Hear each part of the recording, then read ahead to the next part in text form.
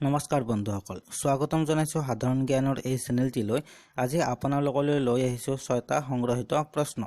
প্ৰত্যেক প্ৰশ্নত 10 ছেকেণ্ডকৈ সময় থাকিব। তাৰ ভিতৰত উত্তৰটো কমেণ্ট কৰি জনাব।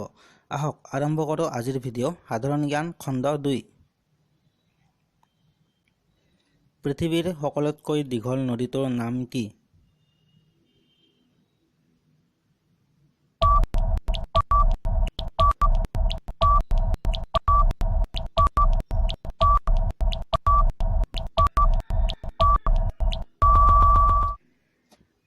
উত্তৰ নীল নদী।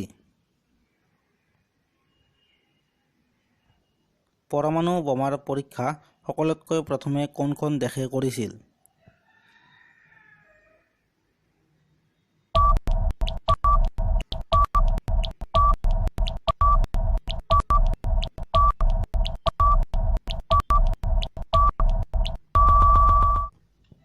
উত্তৰ আমেৰিকা যুক্তৰাষ্ট্ৰ।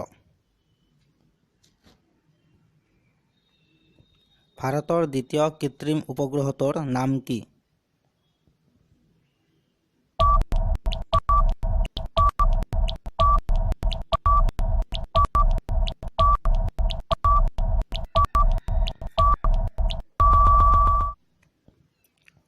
উত্তৰ ভাস্কৰ-1।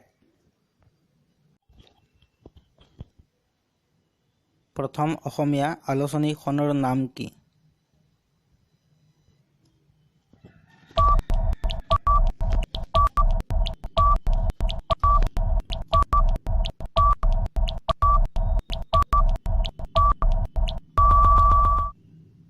উত্তৰ অৰুণোদয়।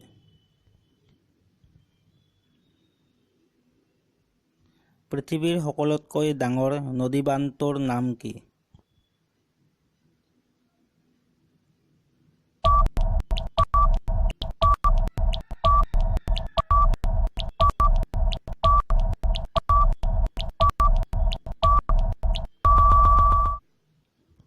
উত্তৰ হীৰাকুদ নদীবান্ধ। তামৰ নোট কোনে প্ৰচলন কৰিছিল?